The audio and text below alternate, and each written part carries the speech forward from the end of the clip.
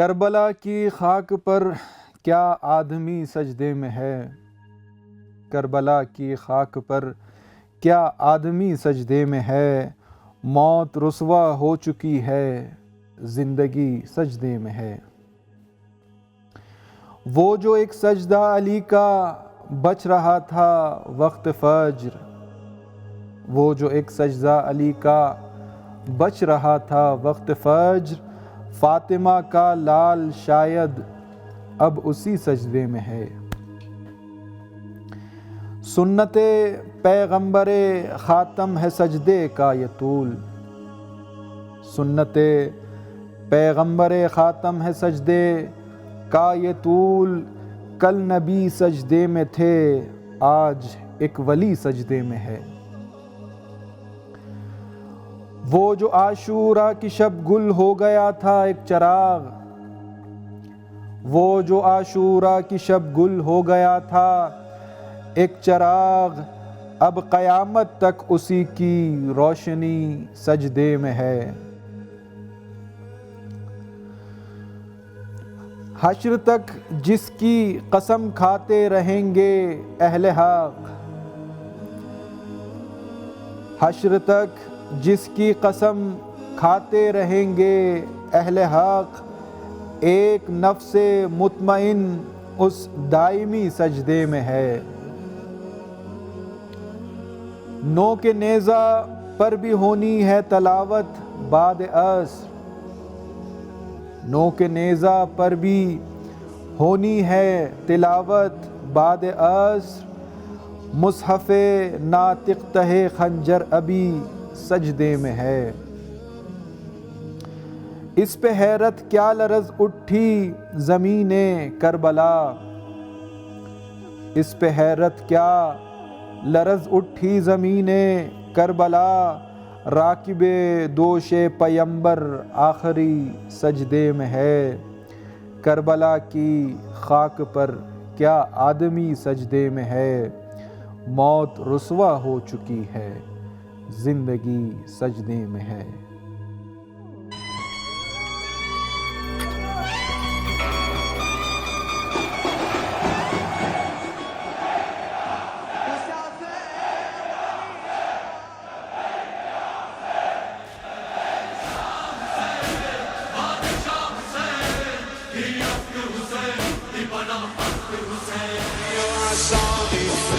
أيها الراغي أيها الباغي يا عمان حسين حسين، انشعارا جن فدايا خاك طايا أهل بيتك.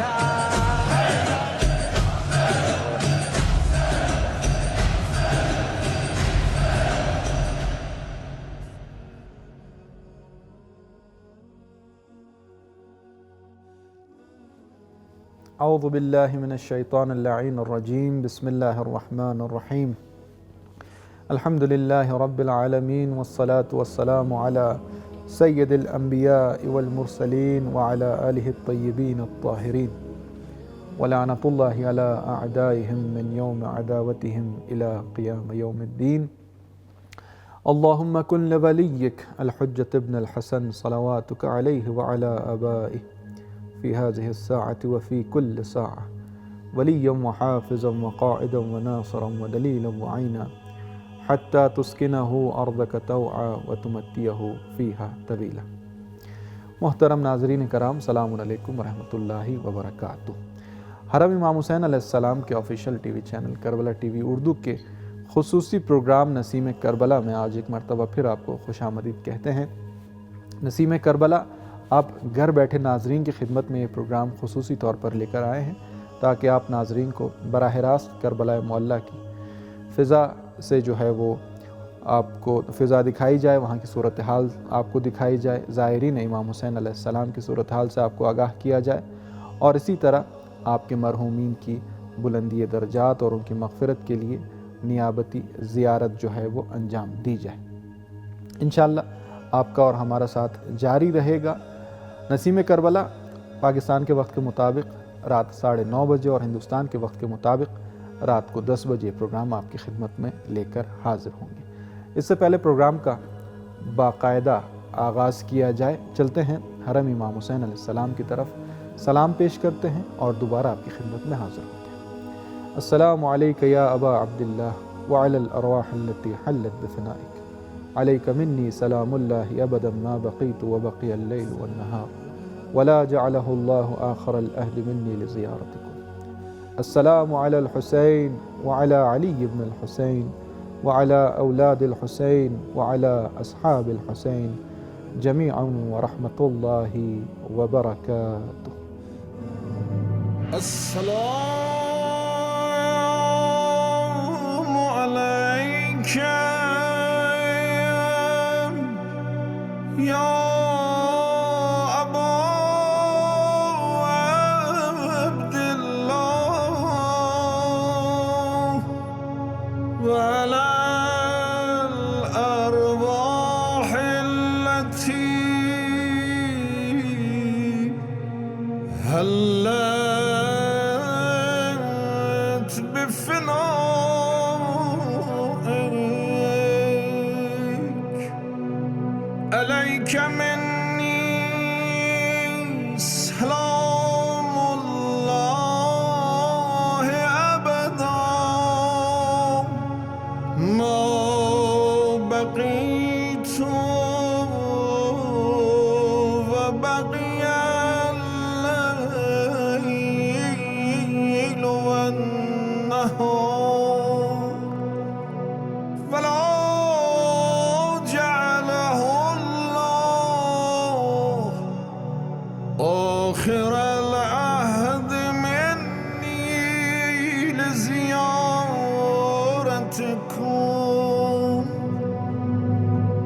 السلام على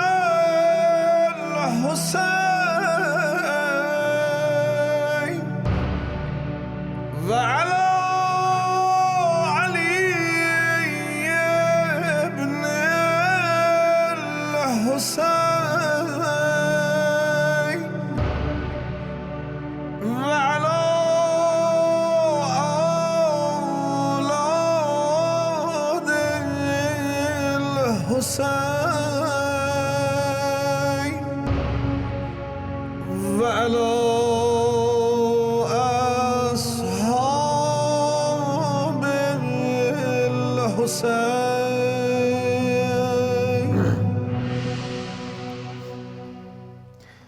اللہم صلی علی محمد وآل محمد وعجل فرجہم۔ ایک مرتبہ پھر آپ کو خوش آمدید کہتے ہیں حرم امام حسین علیہ السلام کے official channel Karbala T V Urdu کے پروگرام نسیم کربلا میں۔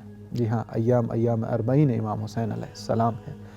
اس وقت پوری دنیا سے لاکھوں اور کروڑوں کی تعداد میں عاشقان سید الشہداء علیہ السلام، زائرین ابا عبداللہ الحسین علیہ السلام اس وقت نجف سے کربلا کی طرف رواں دواں ہیں، اور وہ اپنے آقا اور مولا کی صدا پر لبیک کہتے ہوئے اس وقت کربلا کی طرف رواں دواں ہیں۔ پروردگار سے دعا گو ہیں کہ پروردگار ان زائرین کی زیارت اپنی بارگاہ میں قبول فرمائے، اور جو زائرین اس سال پہنچ نہیں پائے، اس شرف سے محروم رہے ہیں، پروردگار ان کے لیے وسائل فراہم کرے تاکہ وہ بھی جلد سے جلد امام حسین علیہ السلام کی بارگاہ میں جو ہے وہ پہنچ سکیں۔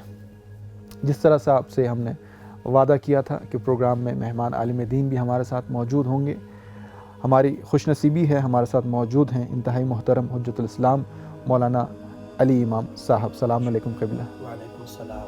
کیسے ہیں آپ؟ خیریت سے ہیں؟ بہت بہت شکریہ، آپ تشریف لے کر آئے اور آپ نے وقت دیا۔ اسی کے ساتھ ساتھ تسلیت اور تعزیت عرض کرتا ہوں ایام اعزاء کے حوالے سے، اربعین امام حسین علیہ السلام کے حوالے سے۔ قبلہ کل ہماری بات چیت ہو رہی تھی اہمیت زیارت کے حوالے سے کہ زیارت کی کیا اہمیت ہے، انفرادی ذمہ داریاں کیا ہیں، اجتماعی ذمہ داریاں کیا ہیں۔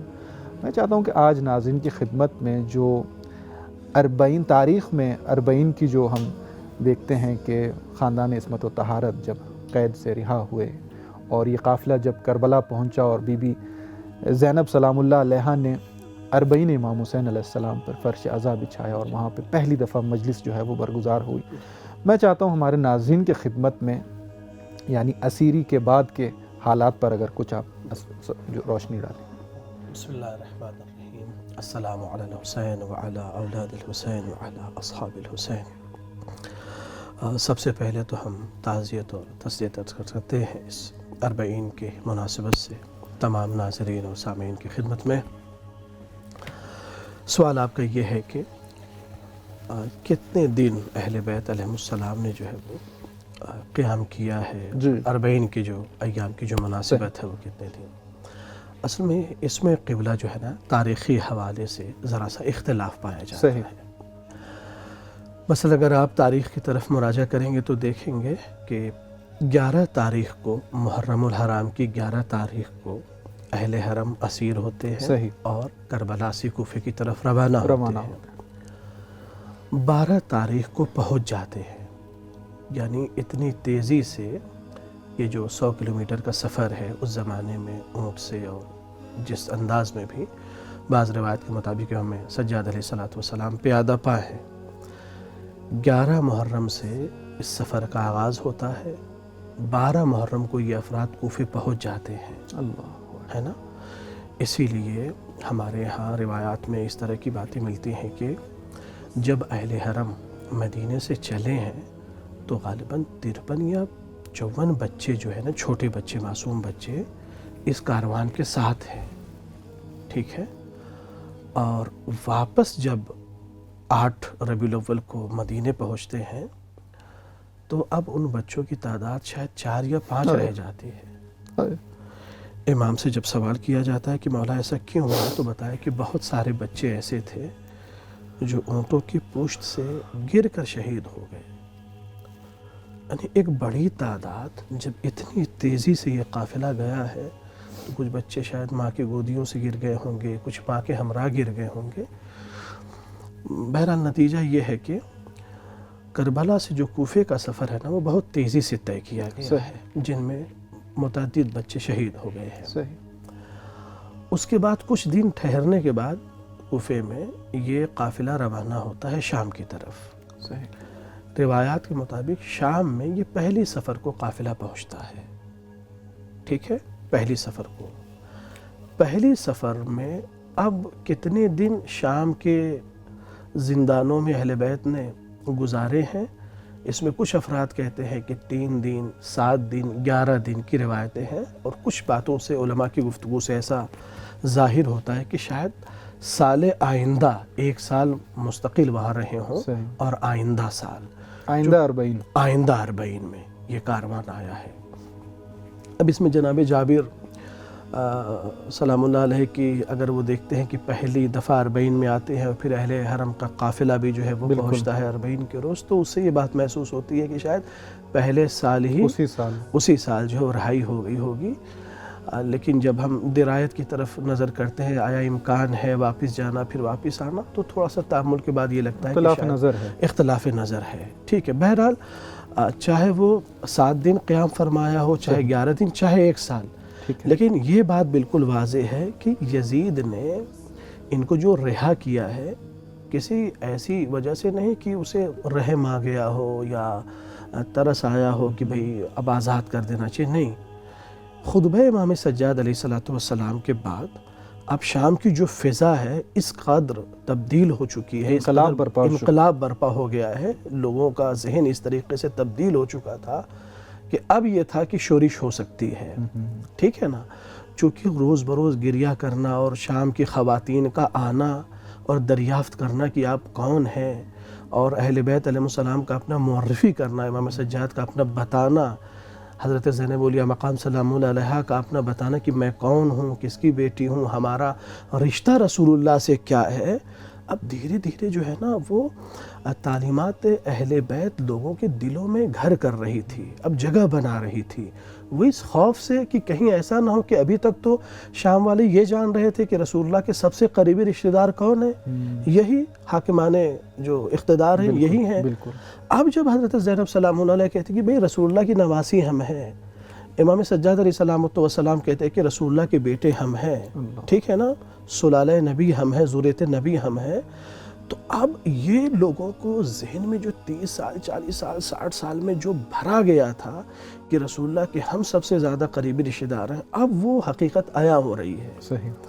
اہل بیت کے اب آہستہ آہستہ جو ہے وہ معرفت ہو رہی ہے. تو اس خوف سے ان کو آزاد کیا گیا اور کہا گیا کہ یا انہیں مدینے پہنچا دیا جائے یا جہاں یہ چاہے وہاں ان کو، یعنی بہرحال انہیں اب شام میں نہیں رہنا ہے. صحیح. ہاں، تو اب انہیں شام سے دور کرنا ہے. تو یہ اصل میں وجہ ہے اس کی. چلے، بہت شکریہ قبلہ نے جو ہے وہ تاریخی حوالے سے روشنی ڈالی کہ آزادی کے بعد اس قافلے کی کیا صورتحال تھی اور ایک اجتماعی طور پہ کیا صورتحال تھی اس زمانے میں. چلتے ہیں، فی الحال ہمیں ایک رپورٹ بھیجی ہے برادر محترم سید علی نقی نے، جو آج دن کے وقت انہوں نے ایک رپورٹ بنا کر ہمیں بھیجی ہے. چلتے ہیں یہ رپورٹ دیکھتے ہیں اور دوبارہ آپ کی خدمت میں حاضر ہوتے ہیں. اعوذ باللہ من الشیطان الرجیم، بسم اللہ الرحمن الرحیم. اللہم عجل ولیک الفرج وجعلنا من انصارہ واعوانہ والمستشہدین بین یدیک ورحمۃ اللہ وبرکاتہ. تمام ناظرین کی خدمت میں آج نئے ایک دن کے ساتھ خوش آمدید عرض کرتے ہیں اور سلام عرض ہے، اور ساتھ ہی ان ایام کی تعزیت و تسلیت عرض ہے. جیسے جیسے ہم روزے اربعین سے نزدیک ہوتے جا رہے ہیں، ایک خاص فضا ہے، ایک خاص معنویت اور ایک خاص جنون ہے. آج جس راستے کو ہم نے انتخاب کیا، یہ راستہ عموماً ہمارے اردو زبان اس راستے سے آگاہ نہیں ہے. یہ بھی اگرچہ نجف سے کربلا کی طرف چلتا ہے، لیکن یہ راستہ جو عموماً ٹیلی ویژن میں یا جو زائرین ہمارے جو انٹرنیشنل زائرین آتے ہیں ان سے جدا ہے.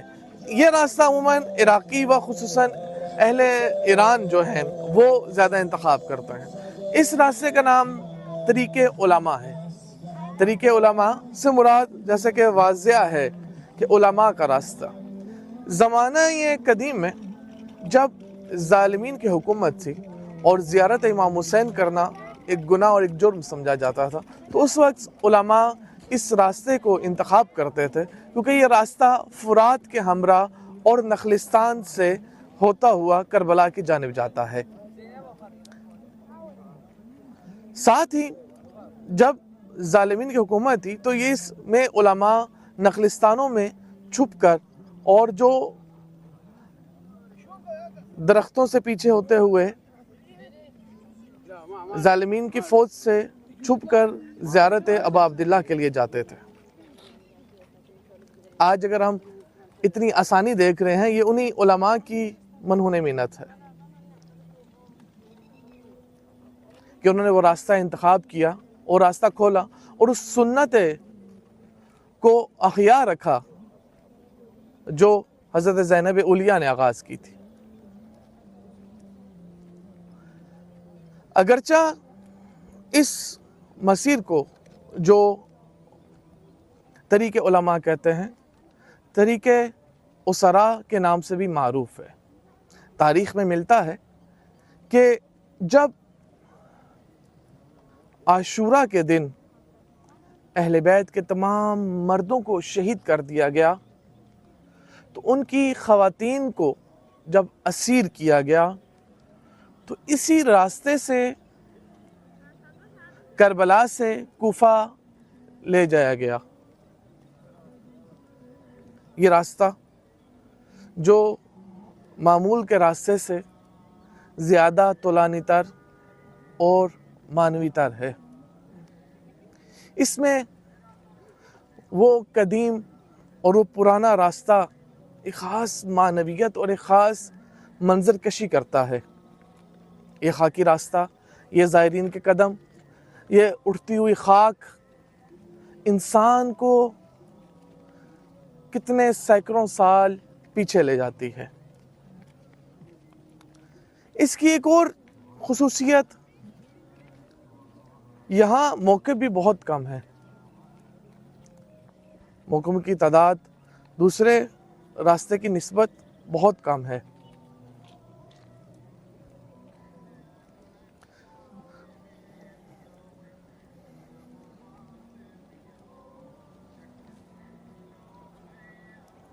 ایک خاص سکون، ایک خاص معنویت کہ ہمراہ یہ راستہ اپنے مقصد کو ملتا ہے. جیسے آپ دیکھ رہے ہوں گے سکرین پر کہ ایک باپ کس طرح اپنے بچے کو لے کر کربلا کی طرف گامزن ہے۔ سلام ہو سید و ساجدین پر کہ ایک مرد کے ہوتے ہوئے کتنے بچوں کو اس راستے پہ لے کے وہ سنبھالتے ہوئے گئے۔ سلام ہو حضرت زینب اولیاء پر کہ کس طرح انہوں نے بچوں کو حفاظت کے ساتھ اپنے ساتھ رکھا۔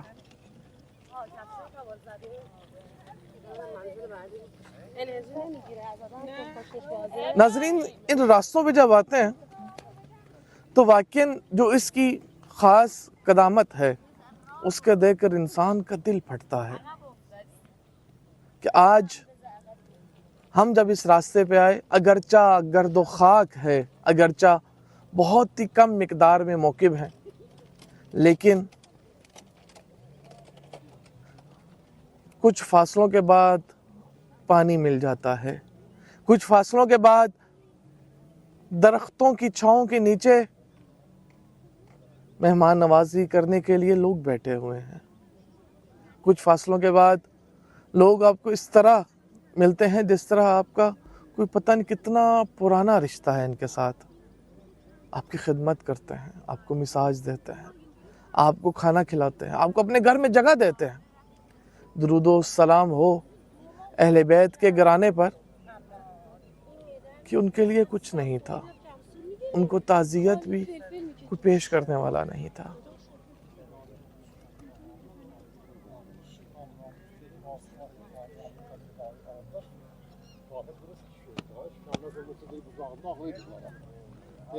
جس طرح سمندر میں مختلف دریا اور مختلف نہریں ملتی ہیں اور اس سمندر کا حصہ بنتی ہیں، اسی طرح اربعین کی مشی کا حال کچھ ایسے ہی ہے کہ ملک کے تمام راستوں سے اور ہر جگہ چاروں طرف سے کاروان عشاق حسین ابن علی نہر کی طرح، دریا کی طرح اپنے مولا حسین ابن علی کربلا کے سمندر میں وصل ہوتے ہیں۔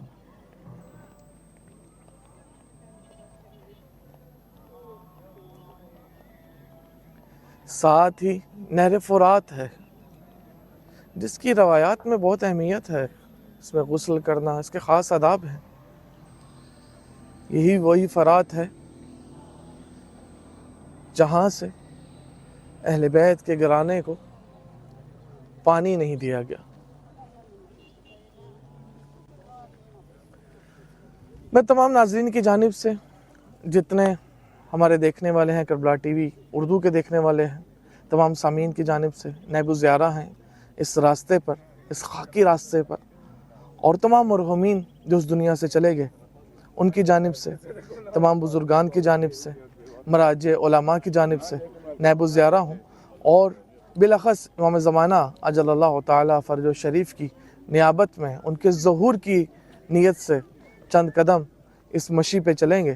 میں تمام دیکھنے والوں سے گزارش کروں گا کہ اپنا ایک ہاتھ دل پہ رکھیں اور ایک ہاتھ فضا میں بلند کریں اور میرے ساتھ مل کر بولیں، اور یہ احساس کریں کہ آپ بھی میرے ہمراہ ہیں، میں آپ کی جانب سے ہی ہوں۔ اللہم صلی علی محمد وعلی محمد، السلام علی الحسین وعلی علی ابن الحسین وعلی اولاد الحسین وعلی اصحاب الحسین، اللہم عجل ولیک الفرج، اللہم عجل ولیک الفرج، اللہم عجل الفرج وجعل من انصار۔ جی بہت بہت شکریہ، اللہم عجل ولیک الفرج۔ برادر محترم سید علی نقی نقوی نے یہ رپورٹ ہمیں بھیجی، آج دن کو یہ رپورٹ بنا کر ہمیں بھیجی، اور وہ موجود تھے طریق العلماء پہ۔ یہ وہ راستہ ہے جو کربلا سے نجف کی طرف ایک معمولی راستہ جس سے تمام زائرین جاتے ہیں، لیکن یہ اس سے ہٹ کے اس کی جو ہے وہ ایک خاص روایت ہے، خاص تاریخ ہے۔ علماء اس پر جو ہیں وہ بہت شوق سے جایا کرتے تھے، ظاہراً جس زمانے میں مشکلات تھیں، تو جس طرح سے برادر محترم نے فرمایا کہ چھپ چھپا کے اس زمانے میں امام حسین علیہ السلام کی زیارت کے لیے جایا جاتا تھا۔ بہت بہت شکریہ برادر محترم سید علی نقی نقوی نے ہمیں یہ رپورٹ بھیجی۔ قبلہ ہمارے ساتھ موجود ہیں اور بہت خوبصورت بات چیت کا سلسلہ جاری تھا۔ قبلہ، آپ نے آزادی کے بعد کے جو ہے وہ صورتحال بیان فرمایا۔ میں چاہتا ہوں کہ ظاہر ہے وہ جو آپ نے جملہ فرمایا کہ وہ جو انقلاب برپا ہوا اس میں یقیناً سیدہ زینب سلام اللہ علیہا اور سید سجاد علیہ السلام کے خطبات کا ایک بہت اہم اثر تھا۔ میں چاہتا ہوں کہ ان خطبات کے حوالے سے ہمارے ناظرین کی خدمت میں اگر آپ کچھ فرمائیں۔ بالکل، بسم اللہ الرحمن الرحیم۔ یوں تو دونوں اس بزرگوار ہستیوں نے کہ جو حقیقت میں کربلا کی قربانیوں کی امانت دار ہیں، محافظ ہیں، اور فقط یہ کہ امانت دار ہیں، ساتھ ہی ساتھ محافظ بھی ہیں، پیغام کربلا کی محافظ بھی ہیں۔ جناب زینب سلام اللہ علیہ نے کوفے میں بھی خطبہ دیا ہے اور دربار یزید میں بھی خطبہ دیا ہے۔ اسی طریقے سے امام سجاد علیہ السلام کا بہت مشہور خطبہ جو ہے وہ دربار یزید میں۔ اس سے پہلے قبلہ میں یہ چاہوں گا کہ وہ باتیں کہ جو دربار ابن زیاد میں حضرت زینب سلام اللہ علیہ نے کی ہے، آپ یقین جانے کہ وہ بی بی، وہ خاتون کہ جس کا بھائی شہید کر دیا گیا ہو، نہ بھائی، اس کے بھائی شہید کر دیے گئے ہوں، اور بھائی بھی کیسا؟ امام حسین علیہ السلام، حضرت عباس جیسا بھائی۔ بھتیجے کیسے ہیں؟ جناب قاسم، حضرت علی اکبر، حضرت علی اصغر، بیٹے اون محمد۔ یعنی جو کچھ زینب سلام اللہ علیہ کے پاس تھا سب راہ خدا میں قربان کر کے آئی ہیں، اور ایک بیمار تو تھے مگر کہہ سکتے ہیں کہ اس بیماری کا اثر ابھی بھی ہے امام سجاد علیہ السلام کے بدن پہ، آپ کے جسم پہ وہ اثر ہے۔ وہ ایک بھائی ہیں، وہ بھتیجے ہیں۔ اس صورت میں جب دربار ابن زیاد میں داخل ہوتی ہیں تو بی بی اپنے آپ کو جو ہے نا، کچھ بیویوں کے پیچھے پردہ کرتی ہیں، اپنے آپ کو چھپانے کی کوشش کرتی ہیں۔ ابن زیاد پوچھتا ہے کہ یہ کون ہے؟ کسی نے آواز نہیں دی، پھر پوچھا یہ کون ہے؟ تو کسی نے آہستہ سے کہا کہ ہاں وہی زینب بنت علی ہے، زینب بنت علی ہے۔ پھر ابن زیاد پوچھتا ہے کہ کیف رأیت صنع اللہ بأخیک اہل بیتک، جو کچھ اللہ نے آپ کے بھائی اور آپ کے گھر والوں کے ساتھ کیا ہے کیسا اسے آپ دیکھتی ہیں؟ یا بی بی کیا کہہ سکتی تھی؟ یعنی حضرت زینب سلام اللہ علیہ کے علاوہ کوئی اور ہوتا کہ جس کا بھائی 6 روز تک بے گور و کفن ہے، جس کے جسم کو پامال کر دیا گیا ہے، اور اس حد تک پامال کر دیا گیا ہے کہ وہ اپنے اس چہتے بھائی کو بھی پہچان نہیں پا رہی ہیں، ہے نا؟ کوئی اور ہوتا تو شاید وہ اپنا چھپا ہوا جو درد ہے نا اسے بیان کرتا، اپنی تکلیف کو، اپنے کرب کو، اپنی تڑپ کو بیان کرتا۔ لیکن کیا تربیت ہے اہل بیت کے گھرانے کی!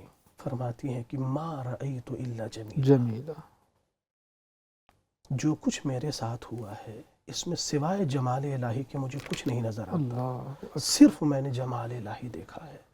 ما رأیت الا جمیلا۔ قبلہ واقعاً جیسے آپ نے فرمایا کہ واقعاً کوئی عام انسان ہوتا، اس کے ساتھ یہ مصیبتیں، یہ مشکلات ہوتی، جس نے اپنے بھائیوں کو اپنے آنکھوں کے سامنے ذبح ہوتے دیکھا، جس نے اپنے بھتیجوں کو، جتنے اپنی اولاد کو، واقعاً یا یہ علی یا علی کی بیٹی کا ہی کام ہے۔ بالکل۔ عظم سعادت بھائی، میں تو یہ سوچتا ہوں کہ شاید نعوذ باللہ یہ میری اپنی کم معرفتی ہے، میں تو یہ کہتا ہوں کہ شاید بی بی نے یہ نہ کہا ہو، لیکن اگر بی بی نے یہ کہا ہے کہ کہا ہے بی بی نے، جی، آپ یقین جانیں کہ اس معیار کی معرفت ہمیں گزشتگان میں، آئندگان میں نہیں نظر آتی، نہیں ملتی۔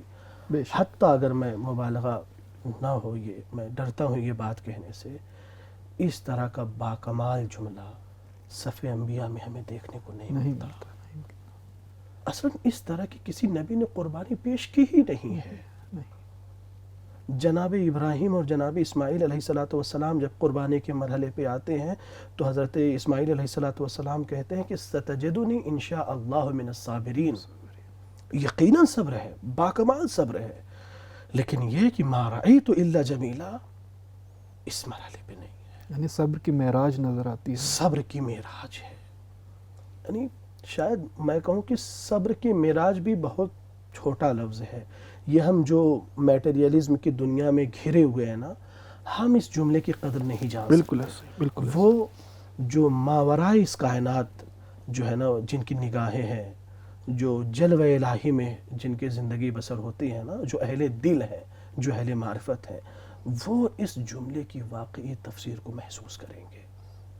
بالکل ایسے. اتنی مصیبتوں کے بعد جہاں مرنا بہت آسان تھا، جہاں زندگی کو دو ٹھکرا دینا بہت آسان تھا، زینب علیہ مقام نہیں کہ زندہ رہی ہیں، اس کمال کے ساتھ زندہ رہی ہیں کہ فرماتے کہ ما رہی تو الا جمیلہ.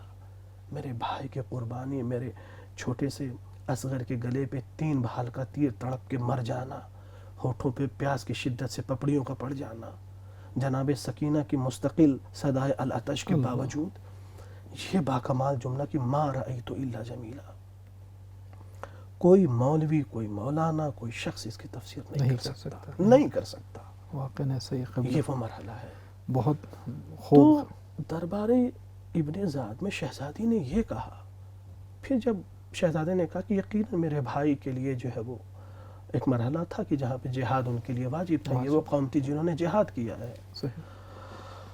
اس کے بعد ایک جملہ بہت عجیب کہا، یعنی یہ چیلنج کیا ہے پھر کہ تم یہ سمجھتے ہو کہ تم نے ہماری نسلوں کو تباہ کر دیا ہے، ہماری اصل کو کاٹ دیا ہے، وغیرہ وغیرہ. کہتے کہ ناصب جہدک وسع سیک وکد کیدک، جو کچھ کرنا ہو تم کر لو، جتنی کوششیں کر سکتے ہو کر لو، جتنے ہیلے کرنا ہو اتنے کر لو، لیکن واللہ لا تمحو ذکرنا، ہمارا ذکر تو تم نہیں مٹا سکتے. اللہ اکبر. اللہ. ہمیں نہیں مٹا سکتے، ہمارے ذکر کو نہیں مٹا سکتے. یہ 40 جناب زینب سلام اللہ علیہا کی اس جملے کی بولتی ہوئی تفسیر ہے، زندہ تفسیر ہے. تفسیر ہے. بالکل ایسے. کہ ذکر اہل بیت کبھی مٹایا نہیں جا سکتا. بہت خوبصورت جملہ. کوئی شک نہیں، واقعی ایسا ہی ہے کہ جس طرح سیدہ زینب سلام اللہ علیہا نے فرمایا کہ ہمارا ذکر جو کرنا ہے کر لو، جو تمہارے اختیار میں ہے انجام دو، لیکن ہمارا ذکر کبھی کم نہیں ہو پائے گا. اور واقعی جس طرح قبلہ نے کہا کہ آج یہ 40 امام حسین علیہ السلام پہ کروڑوں کی تعداد، یہ ٹھاٹھے مارتا سمندر اور یہ دریا جو آپ دیکھ رہے ہیں، یہ اس جملے کا منہ بولتا ثبوت ہے کہ واقعاً یہ ذکر ہر روز بڑھتا جا رہا ہے. اس مشی 40 میں سالانہ جو ہے وہ لاکھوں کی تعداد اور کروڑوں کی تعداد میں اضافہ ہو رہا ہے اور انشاءاللہ ہوتا رہے گا. قبلہ کے ساتھ بات چیت کا سلسلہ جاری ہے، مزید انشاءاللہ ان سے استفادہ کریں گے. فی الحال چلتے ہیں جس طرح سے پروگرام میں ہماری ایک روایت رہی ہے کہ ماضی سے ایک خوبصورت یاد تازہ کرتے ہیں. تو دیکھتے ہیں آج ہماری ٹیم نے آپ کے لیے کون سی ویڈیو جو ہے وہ تیار کی ہے اور کون سی یاد آج تازہ ہو رہی ہے. چلتے ہیں اور دوبارہ آپ کی خدمت میں حاضر ہوتے ہیں.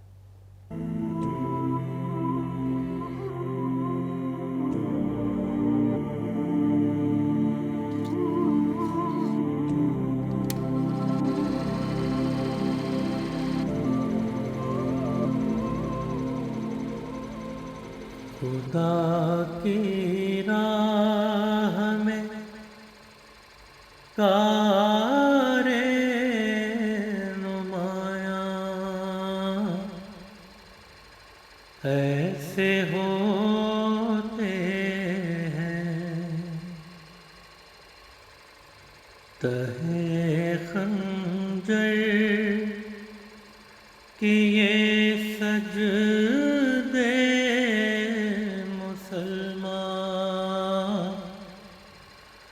ایسے ہوتے ہیں.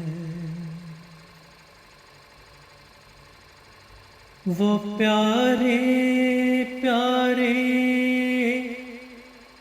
شکلیں دیکھ کر آل پیغمبر کی، وہ پیارے پیارے شکلیں دیکھ کر آل پیغمبر ستاروں نے کہا اے چاند انسان ایسے ہوتے ہیں، مسافر کا تن بے سر ہے اور شب کا اندھیرا ہے، مسافر کا تن بے سر ہے اور شب کا اندھیرا ہے، کسی کی لاش پر گیسو پریشان ایسے ہوتے ہیں، حسینی قافلہ کربلا پیاسا گزرتا ہے، حسینی قافلہ کربلا پیاسا گزرتا ہے، آتش پر صبر کر لیتے ہیں مہمان ایسے ہوتے ہیں، قدم پر شہد کے دم نکلا حبیب ابن مظاہر کا، قدم پر شہد کے دم نکلا حبیب ابن مظاہر کا، محبت کے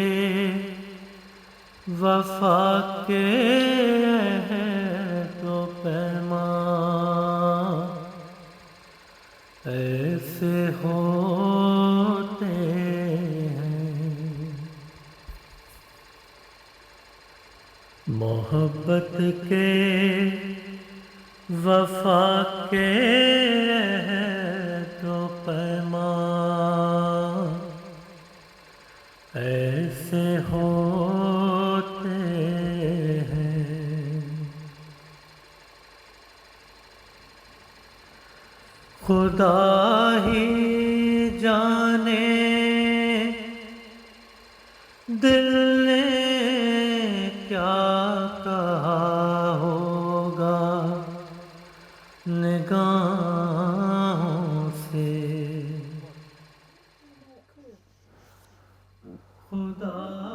اللہم صلی علی محمد و آل محمد وعجل فرجہم۔ ایک مرتبہ پھر آپ کو خوش آمدید کہیں گے حرم امام حسین علیہ السلام کے official channel Karbala T V Urdu کے پروگرام نسیم کربلا میں۔ آپ ملاحظہ فرما رہے تھے، ماضی کی یادیں آپ تازہ کر رہے تھے اور بہت خوبصورت کلام آپ سن رہے تھے۔ قبلہ ہمارے ساتھ موجود ہیں، انشاءاللہ اپنی بات چیت کا سلسلہ قبلہ سے جو ہے وہ آگے بڑھائیں گے۔ قبلہ میں چاہتا ہوں کہ اس بات چیت کو وہیں سے آگے بڑھائی جائے۔ آپ نے جس طرح سے خطبات سیدہ زینب سلام اللہ علیہ اور سید سجاد علیہ السلام کے حوالے سے بات چیت کی، تو میں چاہوں گا کہ اب ذرا سید سجاد علیہ السلام کے جو خطبے ہیں ان کی طرف بھی اشارہ کیا ہے۔ بالکل، بسم اللہ الرحمن الرحیم۔ ایک تو جناب زینب سلام اللہ علیہ کے سلسلے میں ہم نے گفتگو کی کہ جب ابن زیاد نے فرمایا کہ کیف رأیت صنع اللہ بأخیک واہل بیتک، صحیح، تو فرمایا کہ ما رأیت الا جمیلا، جمیلہ، ہے نا. تو جناب زینب سلام علیہا تو عصمت خاص پہ فائز نہیں ہے. صحیح، امام سجاد علیہ الصلوۃ والسلام تو عصمت خاصہ پہ فائز ہیں، ہے نا. صحیح، تو طے بات ہے کہ اب ان کی جو گفتگو ہوگی ان سے بھی زیادہ جو ہے وہ جاندار ہوگی. بالکل ہے نا. بالکل ایسا ہی. آپ یقین جانیں کہ جب امام سجاد علیہ الصلوۃ والسلام دربار یزید میں ہیں، کیفیت یہ ہے کہ گلے میں توق خاردار ہے نا، ہاتھوں میں ہتھ کڑی ہے، پاؤں میں بیڑی ہے. تو جب وہ خطیب جو یزید کی طرف سے منسوب ہوتا ہے وہ آتا ہے اور پھر اس نے آل ابی سفیان کی بڑی تعریفیں شروع کی اور یہاں تک کہ اہل بیت علیہ السلام پہ سب و شتم جب شروع کیا ہے تو امام نے ایک بہت جوش بھرے انداز میں کہا کہ ویلک ایھا الخاطب اشتریت مرضات المخلوق بسخط الخالق. ٹھیک ہے، افسوس ہو تجھ پہ کہ تو نے ان مخلوق کو خوش کرنے کے لیے خدا کے غضب کو خرید لیا ہے. اللہ اکبر، ہے نا. پھر اس کے بعد امام نے فرمایا کہ اذن لی یا یزید ان اصعد الی هذه الاعواد. یزید تو کیا مجھے اجازت دیتا ہے کہ میں ان لکڑیوں کے ڈھیر پہ جاؤں اور کچھ ایسی بات کہوں کہ جس میں سننے والوں کے لیے اجر و ثواب ہو اور اس میں خدا کی رضا ہو. سبحان اللہ. اور اس انداز میں عجیب سی ایک ہیبت ہے. یزید ڈر گیا اس کیفیت سے. قبلہ الفاظ کا چناؤ، یعنی اس ممبر کو لکڑیوں کا ڈھیر. جی، لکڑیوں کا ڈھیر کہا. ایک تو سب سے پہلی بات یہ ہے کہ امام جس جگہ کھڑے ہوئے ہیں خود اس میں اتنی طاقت ہے کہ اپنی بات کو امام پورے مجمع تک پہنچا سکتے تھے. صحیح. لیکن امام نے کہا کہ ان لکڑیوں کے ڈھیر پہ میں جانا چاہتا ہوں، اس کی اجازت مجھے چاہیے. یہ ایک فلسفہ ہے. بالکل ایسا ہی. فلسفہ یہ ہے کہ جس جگہ سے ہمارے آباء و اجداد کی برائی بیان کی جا رہی ہے اسی جگہ پہ آ کے ہم اپنے آباء و اجداد کی حقیقت کو بیان کریں گے. امام تو کہیں پہ بیان کر سکتے تھے لیکن نہیں، اسی جگہ سے. تو یہ ہمارے لیے ایک درس ہے. بالکل. ہم اسی مقام پہ آ کے اہل بیت علیہ السلام کا دفاع کریں گے جہاں جس جگہ سے اہل بیت علیہ السلام کی تنقیص کی جا رہی ہے نا. یہ ہماری ایک درس ہے. لوگوں نے اصرار کیا، لم یزالو کی لفظ ہے، یعنی مسلسل لوگ اصرار کرتے رہے. کسی نے کہا کہ ما قدر ما یحسن، یعنی بیمار نہیں، ان سے اب کیا بن پڑ سکتا ہے، یہ کیا کر سکتے ہیں، اسیر ہیں، تم تخت پہ بیٹھے ہوئے ہو. اور ظاہر سی بات ہے کہ ایک بادشاہ اور اس کے سامنے ایک اسیر کیا ہو سکتا ہے. لیکن یہ وہ افراد تھے کہ جنہیں آشنائی نہیں ہے کہ یہ کون ہے. صحیح. یزید کہتا ہے کہ انہو ان سعد لم ینزل الا بفضیحتی و بفضیحت علی ابی سفیان. تم کیا جانو کہ یہ کون ہے.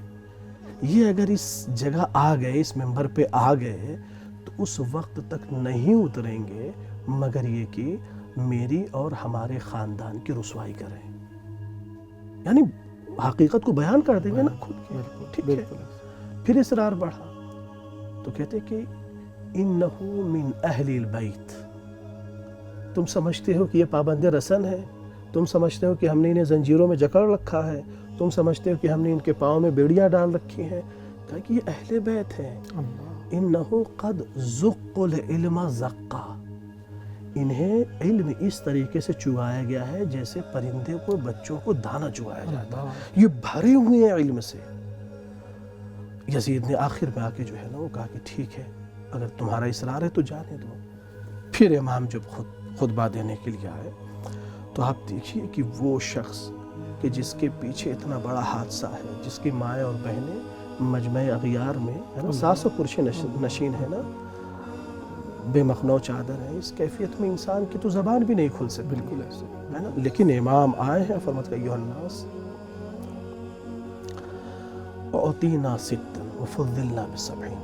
اعطینا ستا العلم والحلم والسماحة والفصاحة والشجاعة والمحبة في قلوب المؤمنین. ٹھیک ہے.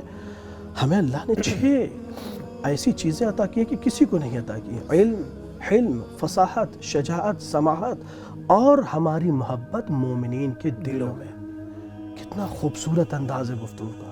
پھر اس کے بعد فرمایا کہ وفضلنا بسبع بأن منا النبی المختار محمد ومنا الصدیق ومنا الطیار ومنا اسد اللہ واسد رسولہ ومنا سبط هذه الامہ. ٹھیک. اس کے بعد فرماتے کہ من عرفنی فقد عرفنی ومن لم يعرفنی فقد انبأته.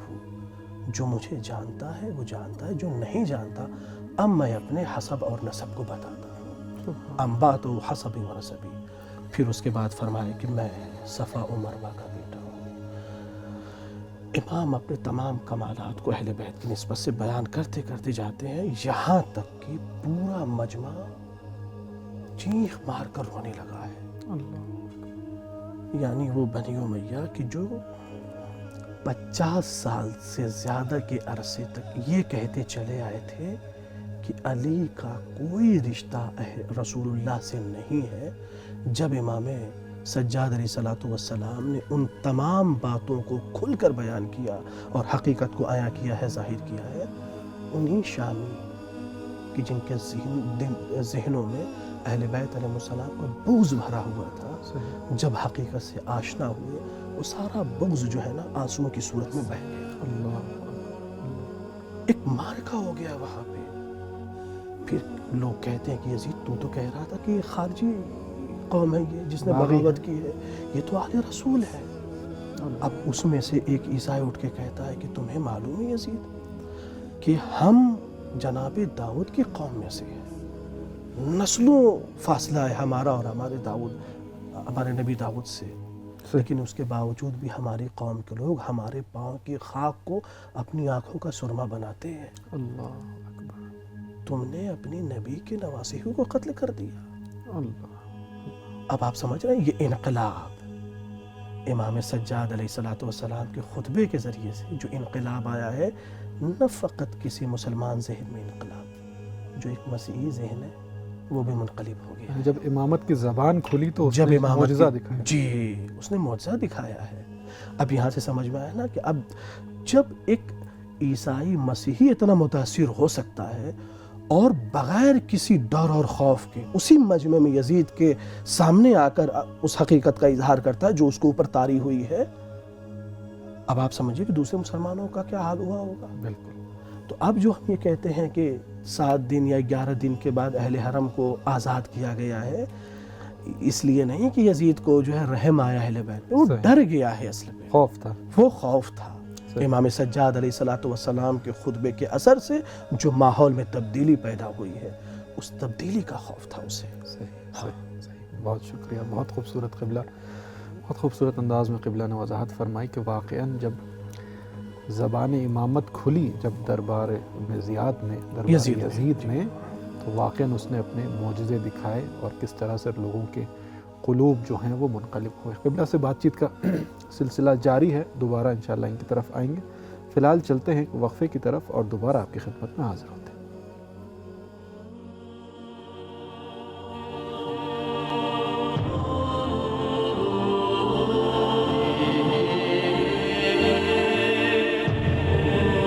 اربعین کا کارواں فقط پاؤں کا سفر نہیں،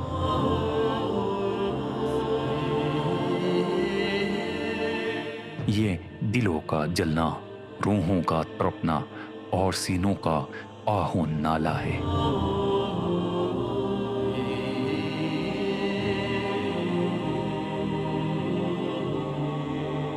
ہر زائر جب لبیک یا حسین کہتا ہے تو اس کی آواز میں صرف الفاظ نہیں ہوتے، بلکہ ایک ایسا سوز ہوتا ہے جو دل کو جلا دیتا ہے.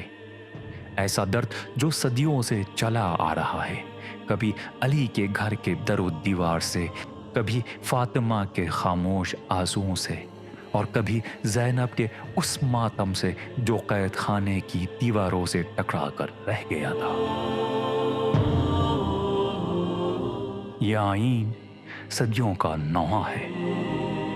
یہ سوز ایک ایسا شعلہ ہے جو بجھ نہیں سکتا، بلکہ ہر محرم اور ہر اربعین میں ہر عاشق کے دل میں پھر سے چمک اٹھتا ہے.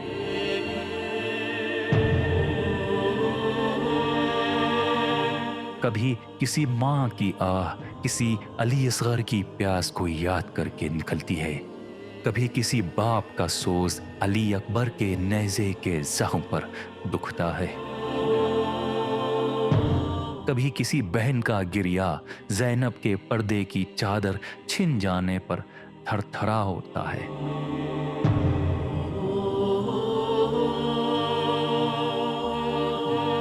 یہ سوز ان آنکھوں سے بھی ٹپکتا ہے جو خاموشی سے بہہ رہی ہوتی ہیں، اور ان لبوں سے بھی نکلتا ہے جو صرف حسین حسین کہنے پر قادر رہتی ہیں۔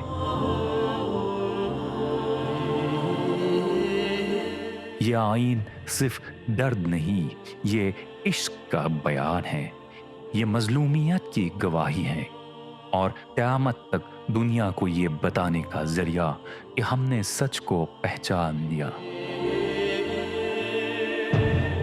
ہم نے حقیقت کو سمجھ لیا، ہم نے باطل کو چھوڑ دیا، ہم حسین کے ہو گئے۔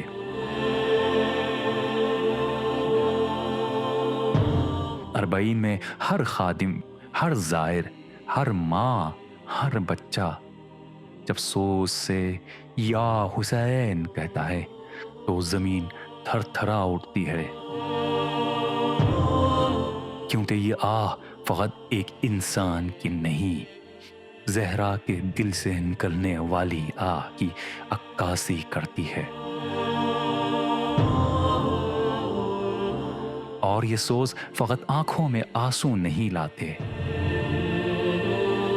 یہ انسان کو بدل دیتے ہیں، یہ دل کی دنیا الٹ دیتے ہیں، یہ ایک بندے کو بندگی کے قریب لے جاتے ہیں۔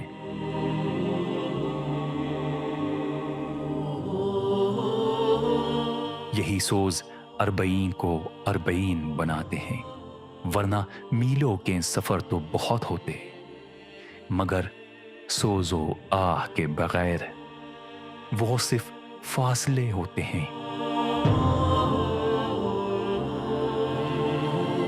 عشق نہیں۔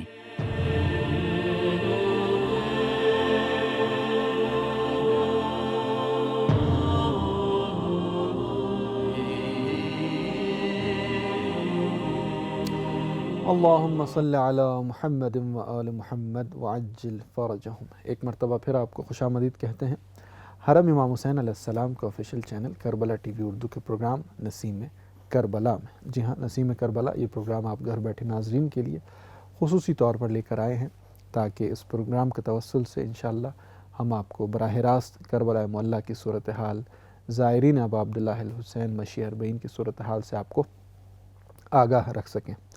قبلہ ہمارے ساتھ موجود ہیں اور بات چیت چل رہی تھی۔ قبلہ ہم نے سید سجاد علیہ السلام اور سیدہ زینب سلام اللہ علیہا کے خطبات کا جو اثر تھا وہ تو ہم نے دیکھا کہ کس طرح سے اس نے اس معاشرے کو اور مخصوصاً اس مجلس اور محفل کو لرزا کے رکھ دیا۔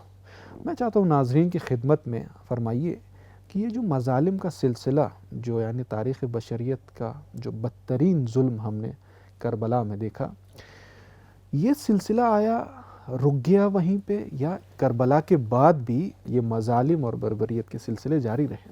بالکل، دیکھیں یہ تو ایک دنیا کا دستور ہے کہ جب بھی کسی مظلوم پر ظلم ہوگا، صحیح، اور کسی بھی ایسے شخص پر ظلم ہوگا کہ جو اس ظلم کا مستحق نہیں تھا، ٹھیک ہے، اور آپ کے پاس اختیار ہو، آپ کے پاس طاقت ہو ظلم کو روکنے کے لیے، آپ نہیں روکیں گے تو یاد رکھیے بعد میں جو نشانہ بنیں گے وہ خود آپ ہوں گے، جو خاموش رہیں، جو خاموش رہیں گے، ٹھیک ہے نا؟ اس لیے کہ خاموشی ایک طرح کی تائید ہے۔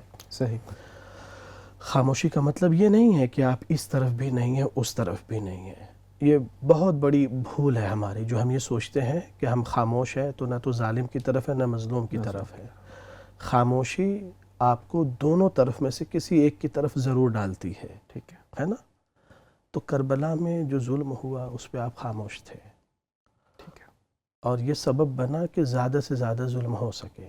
گرچہ ہم یہ کہہ سکتے ہیں کہ بعد میں یزید کے خلاف قیام ہوئے، جناب مختار ٹھیک ہے، نے قیام فرمایا ہے، خود کوفے میں توابین نے قیام توابین نے۔ فرمایا ہے، 3 سال کے بعد 2.5 سال کے بعد تقریباً مدینے میں بھی قیام ہوا۔ صحیح، اب آپ نے سوال کیا تھا یہ ظلم، تو ظلم تو رکا نہیں وہ، ٹھیک ہے، توابین میں کی اکثریت جو ہے وہ شہید کر دی جاتی ہے۔ اس کے بعد جب آپ مکے آتے ہیں تو مکے آنے کے بعد دیکھتے ہیں کہ کچھ ہی مہینوں کے بعد مکے میں وہ ظلم ہوتا ہے کہ تاریخ میں پہلی دفعہ یہ دیکھا گیا کہ اسلام کے بعد غلاف خانہ کعبہ جلا دیا گیا تھا۔ اللہ اکبر، اللہ، ٹھیک ہے نا، خانہ کعبہ جلا دیا گیا ہے۔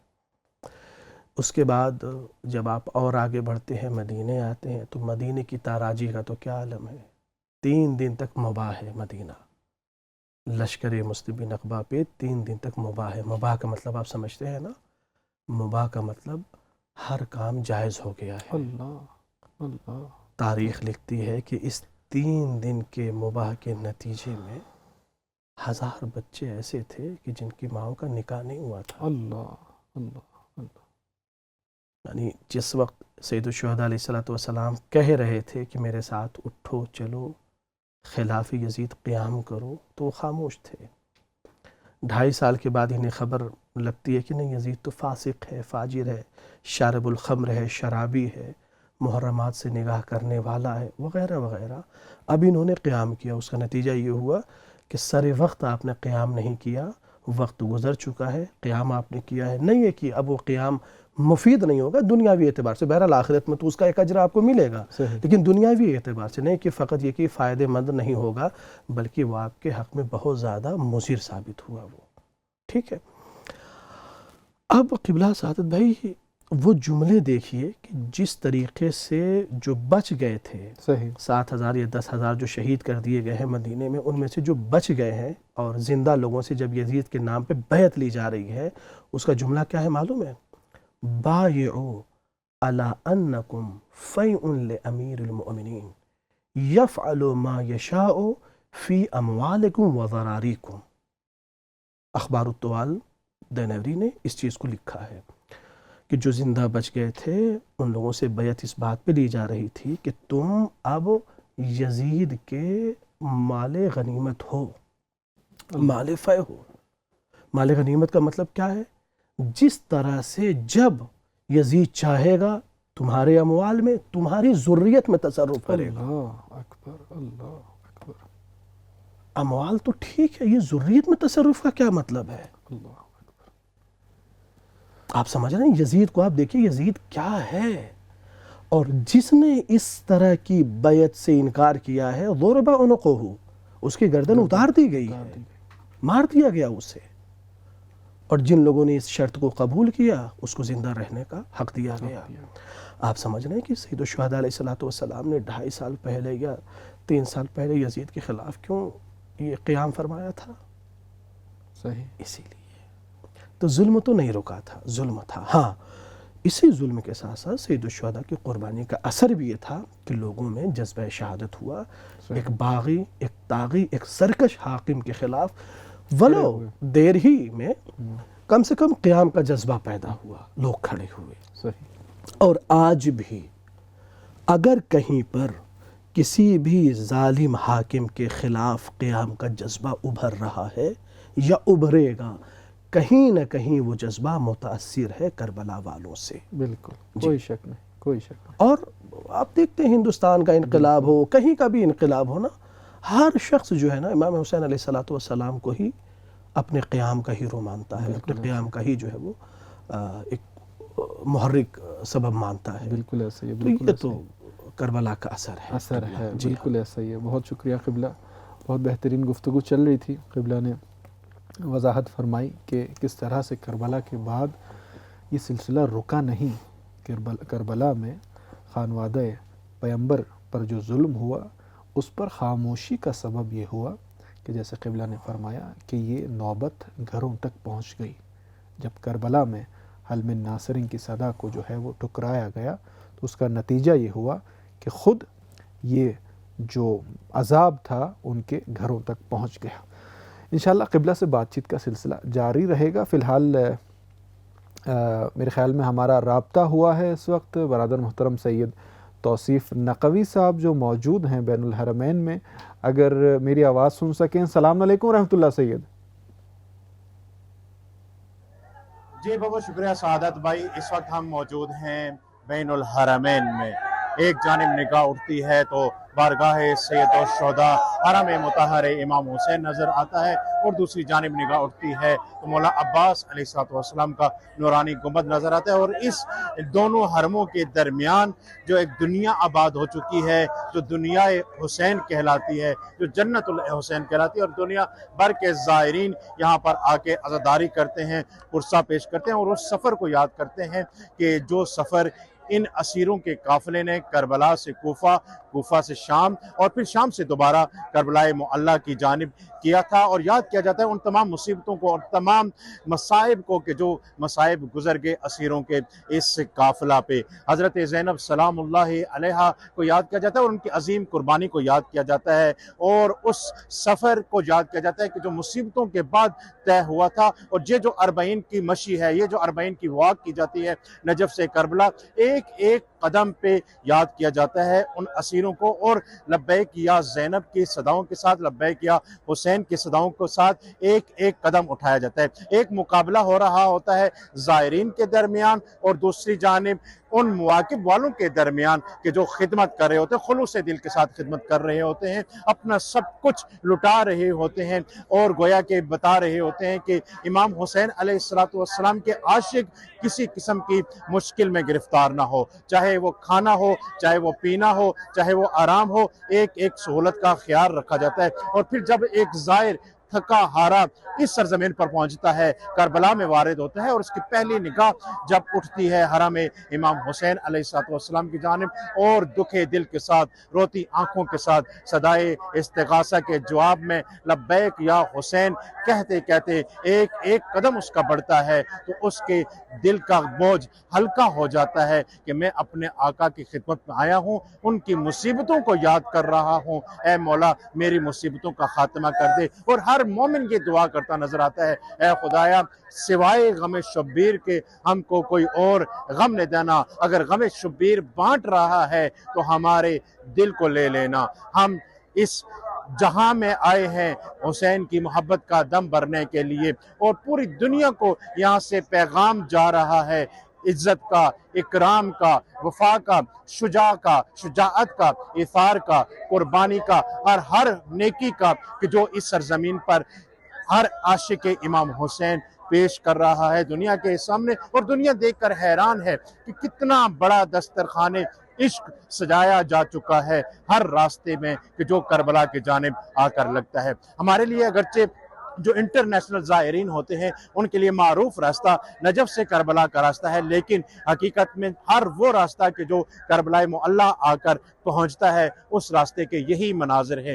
یہی ایثار و قربانی ہے، یہی وہ جذبات ہیں کہ جو انسانیت کے ضمیر کو بیدار کرتے ہیں کہ انسان امام حسین علیہ السلام کی جانب جب متوجہ ہو جاتا ہے تو ہر خیر کی جانب متوجہ ہو جاتا ہے، انسان جب امام حسین کی جانب متوجہ ہو جاتا ہے تو ہر شر سے دور ہو جاتا ہے۔ اور یہیں سے ہم کربلا کی اس درس کو بھی سیکھتے ہیں کہ جو درس انسانیت ہے، جو درس زندگی ہے کہ ذلت کی زندگی سے عزت کی موت بہتر، کہ ہم کس طرح ہر چیز کو اسلام پہ قربان کر سکتے ہیں لیکن کسی چیز کو بھی اسلام پر قربان نہیں کیا جا سکتا۔ ہر عزادار، ہر پرسادار، ہر مشی کرنے والا اور ہر عاشق امام حسین علیہ السلام یہاں سے کچھ نہ کچھ لے کر جانا چاہتا ہے، اور جو سب سے اچھی چیز ہے جو اس بارگاہ سے لے کر جانے والی ہے وہ معرفت امام ہے، زمانے کے امام کی معرفت ہے کہ جو اس درد سے اور اس کربلا سے لے جانے والی چیز ہے۔ دعا کرتے ہیں کہ خدا کی ذات بحق امام حسین علیہ السلام، بحق ابو الفضل عباس علیہ السلام ہر زائر، ہر عاشق سید الشہداء کا ایک ایک قدم قبول فرمائے، اور جب وہ اس سرزمین پر پہنچے تو جتنی بھی اس کی حاجتیں ہوں وہ قبول ہو چکی ہیں، اور معرفت کا ایک عظیم سمندر اپنے دل میں سمو کر لے جائیں۔ انشاءاللہ آپ سب کے لیے نائب الزیارہ بھی ہیں اور دعا گو بھی ہیں۔ اللہ حافظ ناصر جی، بڑھتے ہیں سعادت بھائی آپ کی جانب۔ بہت بہت شکریہ برادر محترم سید توصیف نقوی صاحب، موجود تھے بین الحرمین میں اور ہمارے ناظرین کی خدمت میں وہاں کی براہ راست صورتحال دکھا رہے تھے اور بہت خوبصورت گفتگو فرمائی۔ اس وقت خوش نصیب ہیں جو مومنین کربلا معلیٰ میں موجود ہیں، بین الحرمین میں موجود ہیں، حرم کے اطراف میں موجود ہیں۔ یقیناً وہ جنت کا ایک ٹکڑا ہے جس میں آپ اس وقت موجود ہیں اور اپنے مولا اور آقا کی بارگاہ میں آپ حاضر ہیں۔ پروردگار آپ لوگوں کی حاضریاں قبول فرمائے۔ قبلہ ہمارے ساتھ موجود ہیں۔ میں چاہتا ہوں قبلہ، ہمارے پاس وقت کم ہے، صرف 3 منٹ کا ٹائم ہے۔ میں چاہتا ہوں کہ اب تک جو ہماری بات چیت رہی ہے، جس طرح سے آپ نے فرمایا کہ مظالم کا سلسلہ جاری رہا اور فرزند رسول کی بات پر، ان کی صدا پر لبیک نہ کہنے کا نتیجہ پھر امت نے دیکھ لیا۔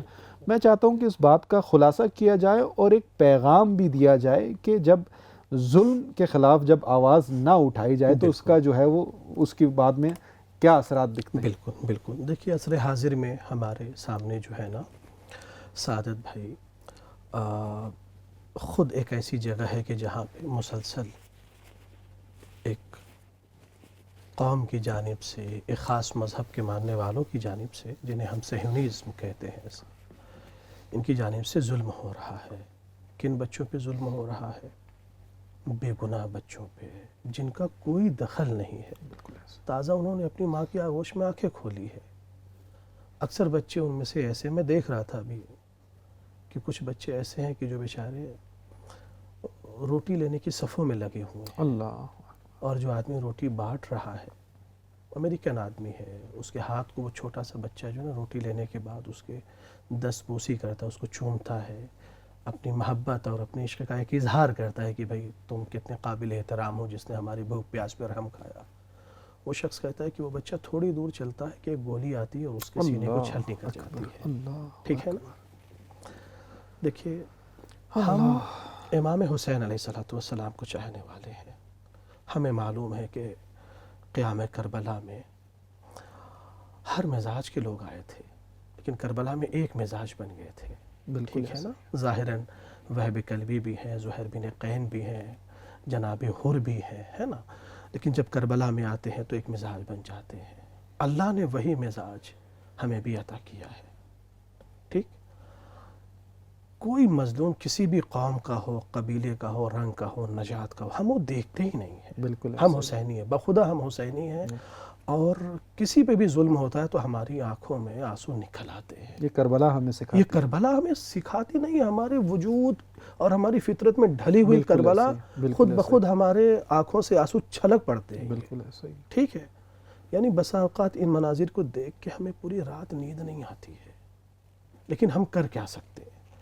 صدا احتجاج بلند کر سکتے ہیں۔ یقین جانیں اگر آپ آج خاموش ہیں، توانائی کے باوجود آپ کچھ کر سکتے تھے۔ دنیا کے بڑے بڑے حکمرانوں سے میں یہ کہنا چاہتا ہوں، صحیح۔ یہ مت سمجھیے کہ اس ظلم کا سلسلہ رک جائے گا، سوال ہی نہیں ہے۔ اس ظلم کی زد میں یا اس ظلم کے سیلاب میں آپ کے گھر کی بنیادیں ضرور آئیں گی، آپ کا وجود اس میں مسمار ہوگا، بے شک۔ آپ کا وجود خس و خاشاک کی طرف بہہ جائے گا۔ یہ سیلاب یہاں ٹھہرنے والا نہیں ہے۔ لیکن ساتھ ہی ساتھ سعادت بھائی میں یہ بھی کہنا چاہوں گا کہ جو ظالم ہے نا، صحیح، وہ اس خوش گمانی میں نہ رہے کہ ظلم کر کے آپ کسی قوم یا قبیلے کو ختم کر سکتے۔ سوال ہی نہیں ہے۔ یاد رکھیے، ظلم اتنا کیجئے جتنا آپ آئندہ ظلم برداشت کر سکتے ہیں، سہنے کی ہمت، سہنے کی آپ کو ہمت ہو۔ ایسا نہ ہو کہ کوئی ایک شخص اپنے جنون کی بنیاد پر ظلم کی انتہا پار کر جائے۔ وہ تو نہیں ہوگا آئندہ تاریخ میں، شاید اس کی اولادیں بھی نہ ہوں، بالکل، لیکن جو اس کے ساتھ پہلو میں بیٹھے ہوئے افراد ان کی اولادیں ہوں گی، صحیح، آپ کی قوم ہوگی، آپ کا قبیلہ ہوگا، صحیح، پھر آپ یاد رکھیے کہ پھر آپ کو بچانے والا کوئی نہیں ہوگا۔ تاریخ پڑھتے آپ جائیے، ہمیشہ حالات بدلتے ہیں۔ کل کوئی راجہ تھا، تاریخ بدلی، وہ رنگ ہو گیا، اس کے قبیلے فقیر ہو گئے۔ کل کا جو فقیر تھا، آج اس کی نسلوں میں بادشاہت ہے۔ یہ تاریخ کی عبرتیں ہیں یہ ہمارے پاس۔ لہٰذا کربلا ہمیں بتاتی ہے کہ ہمیں ساتھ دینا ہے مظلوموں کا، کسی قوم کے ہوں، کسی قبیلے کو ہوں، اور ساتھ ہی ساتھ ہم نے یزید جیسے جابر حاکموں کے تخت اور تاراج کو پلٹتے دیکھا ہے، ابن زیاد کے ڈھلتے ہوئے محلوں کو ہم نے دیکھا ہے نا؟ کہاں ہے تاریخ میں یہ سب نام؟ کہیں ہے ملتا ہے؟ بالکل ایسے قبریں کہاں ہیں ان کی؟ کہیں نہیں ہے. مٹ گئے، ختم ہو گئے. دشمن سے بھی ہم کچھ سیکھ رہے ہیں. تو اس لیے ہم دشمنوں کو، ظالموں کو بھی یہ پیغام دینا چاہ رہے ہیں کہ ظلم کرو ٹھیک ہے، لیکن یاد رکھو یہ ظلم ایک نہ ایک دن آپ تک بھی پلٹے گا. جی بالکل ایسا ہی ہے. کربلا ہمیں دونوں درس دیتی ہے. مظلوم کس طرح کامیاب ہوتے ہیں، ظالم کس طریقے سے تاریخ کے صفحوں سے مٹا دیے جاتے ہیں، دونوں ہمیں پیغام ملتا ہے. بہت خوبصورت، بہت خوبصورت. قبلہ بہت شکر گزار ہیں آپ کے، آپ نے وقت دیا، آپ تشریف لے کر آئے ہمارے ناظرین کی خدمت میں. یہ خوبصورت کلمات آپ نے بیان فرمائے. پروردگار آپ کی توفیقات میں اضافہ فرمائے. شکریہ، بہت شکریہ. ابا عبداللہ حسین اپنے بارگاہ میں قبول فرمائے. الہی آمین، الہی آمین. ہمارے لیے سعادت کی بات ہے کہ آپ تشریف لے کر آئے. ایک مرتبہ پھر شکریہ قبلہ کا، وہ آئے اور آپ ناظرین کی خدمت میں انہوں نے اپنے بیانات جو ہے وہ عرائض جو ہے بیان فرمائے. انشاءاللہ آپ کا نسیم کربلا کا یہ جو سلسلہ ہے یہ جاری رہے گا 40 امام حسین علیہ السلام تک، اور کوشش رہے گی کہ روزانہ کی بنیاد پر براہ راست آپ کو جو ہے وہ اسی طرح سے آپ کو منسلک کیا جائے بین الحرمین سے، مشی 40 سے، حرم ابا عبداللہ الحسین علیہ السلام سے، اور انشاءاللہ 40 امام حسین علیہ السلام تک یہ سلسلہ جاری رہے گا. ہمارے پروگرام میں آپ بھی شامل ہو سکتے ہیں. ہمارے دیے گئے واٹس ایپ نمبر پر اپنے پیغامات، اپنے وائس میسیجز، اپنے ویڈیو میسیجز، مخصوصاً جو زائرین اس وقت موجود ہیں مشی 40 میں، آپ اپنی مشی اور زیارت کی ویڈیوز ہمیں بھیج سکتے ہیں. انشاءاللہ کوشش ہوگی اپنے پروگرام میں ہم آپ کی ویڈیوز کو شامل کریں. اسی کے ساتھ ساتھ اپنے مرحومین کا نام ہمیں ضرور بھیجیے. پروگرام کا آخر میں جو نیابتی زیارت کا سلسلہ ہے، انشاءاللہ آپ کے مرحومین کی بلندی درجات کے لیے، ان کی مغفرت کے لیے دعا کی جائے گی. فی الحال پروگرام کا وقت ختم ہوتا ہے. انشاءاللہ دوبارہ آپ کی خدمت میں حاضر ہوں گے. تب تک کے لیے اجازت دیجیے. السلام علیکم ورحمۃ اللہ وبرکاتہ.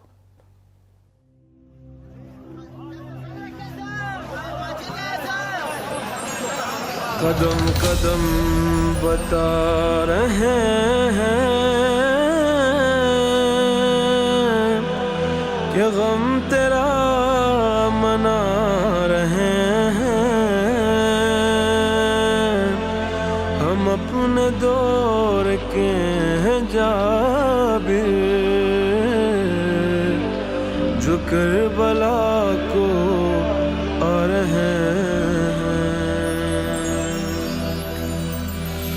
امام مولا کہاں ہو، کہاں ہو کربلا میں جاں بتاؤ. حسین کے زائر آ رہے ہیں، کرو ظہور چہرہ دکھاؤ. یا ابن الحسن کجایی، ای داد از این جدایی. من آمدم به سویت، لطفی به من نمایی. در مکه یا مدینه، یا شهر کاظمینی،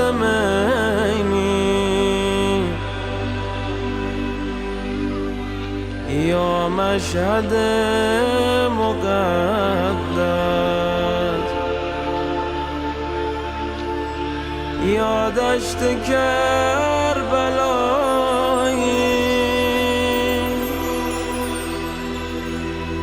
گلی گلی میں پیارے بچے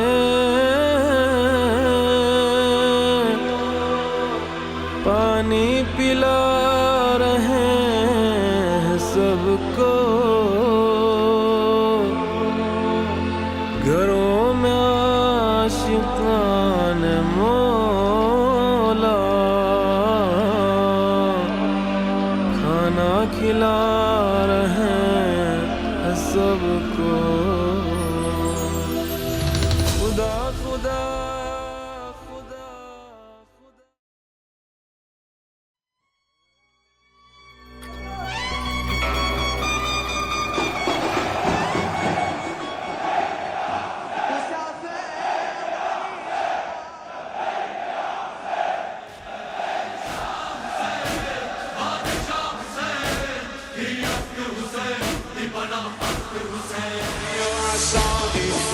أيها الراغي أيها الباغي يا